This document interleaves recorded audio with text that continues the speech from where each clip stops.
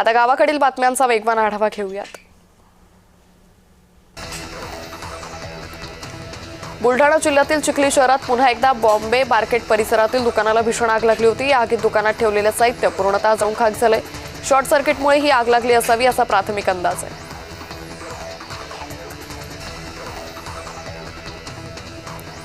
अमरावती जिल्ह्यातील ग्रामीण भागात पाणी टंचाईचं गंभीर चित्र निर्माण झाले। मेळघाटात चिखलदरा तालुक्यातील 9 गावातील सुमारे 6076 नागरिकांना पिण्याच्या पाण्यासाठी टँकरद्वारे पाणी पुरवठा करून तहान भागवली जाते।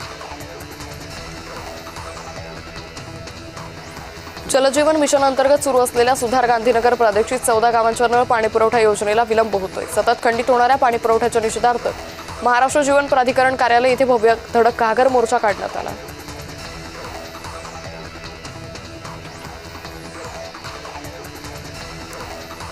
केंद्र आणि राज्य सरकारच्या माध्यमातून सुरू असलेल्या चणा व तूर खरेदी प्रक्रियेला मुदतवाढ देण्यात आली। चणा खरेदीची मुदत आता 29 मे तर तूर खरेदीची मुदत 31 मे पर्यंत वाढवण्यात आली। या निर्णयामुळे नोंदणीकृत शेतकऱ्यांना मोठा दिलासा मिळाला।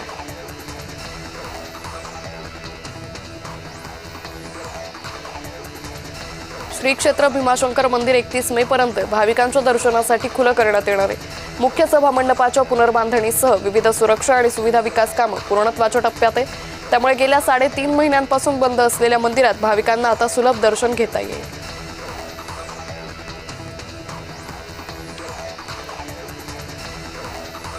अमरावती जिल्ह्यातील करंजगाव येथील अचानक आलेल्या वादळी वाऱ्यामुळे शेतकऱ्यांचं मोठं नुकसान झालंय। या नैसर्गिक आपत्तीचा सर्वाधिक फटका युवा शेतकऱ्यांना बसलाय।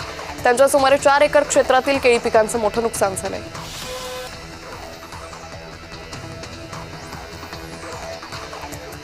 जिल्ह्यात पुढील काही तासांसाठी ऑरेंज अलर्ट हवामान विभागानं जारी केलाय। 50 ते 40 किलोमीटर प्रति तास वेगानं समुद्रकिनारी भागात वारे वाहणार असून जोरदार वादळी वारे वाहणार असल्याचा प्राथमिक अंदाज आहे।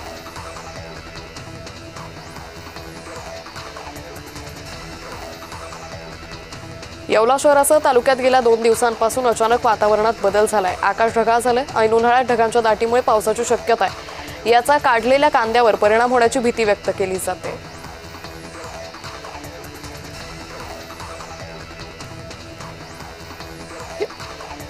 अहिल्यानगर जिल्ह्यात टँकरसाठी सध्या ग्रामस्थांची मोठी वणवण दिसून येते। वाढत्या उन्हामुळे पाण्याच्या पातळीमध्ये सध्या कमतरता होते, त्यामुळे पाण्याची मागणी वाढते।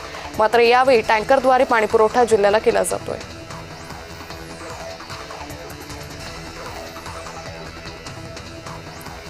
संगमनेरमध्ये कांद्याला अवघा 1 रुपया किंमत मिळत असल्यानं संगमनेरमधील शेतकरी हे संतप्त झालेले। वडपगावमधील येथील संतप्त शेतकऱ्यांनी रास्ता रोको केला। कांदा लिलाव बंद पाडत शेतकरी रस्त्यावर उतरले।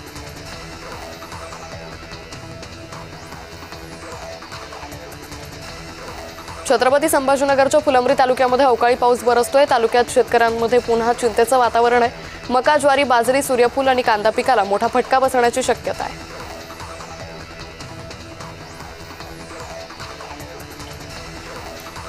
वाशिमच्या रिसोड तालुक्यात वादळी वाऱ्यासह जोरदार अवकाळी पाऊस बरसलाय। त्यामुळे वाळत घातलेल्या हळदीचं नुकसान झालंय। यामुळे शेतकऱ्यांना मोठा आर्थिक फटका बसल्यानं शेतकरी आर्थिक संकटात सापडला।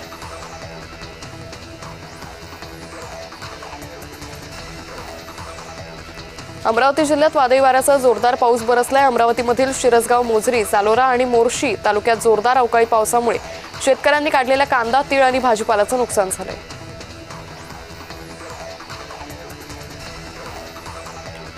संभाजीनगरच्या वेदांतनगरमधील इमारतीच्या 4थ्या मजल्यावर आग लागली। अग्निशमन दलाच्या पथकानं आग नियंत्रणात आणली। सुदैवानं घटनेत कोणतीही जीवितहानी झाली नाही।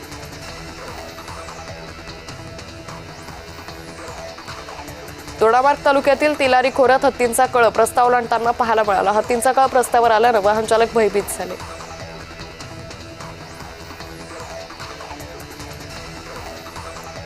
वाळवा तालुक्यातील शेतकऱ्यांनी शक्तीपीठ महामार्गाला विरोध करण्यासाठी आंदोलन केलं। शेतकऱ्यांनी शक्तीपीठ महामार्गाच्या अधिग्रहणाच्या अधिसूचनेचं दहन केलंय।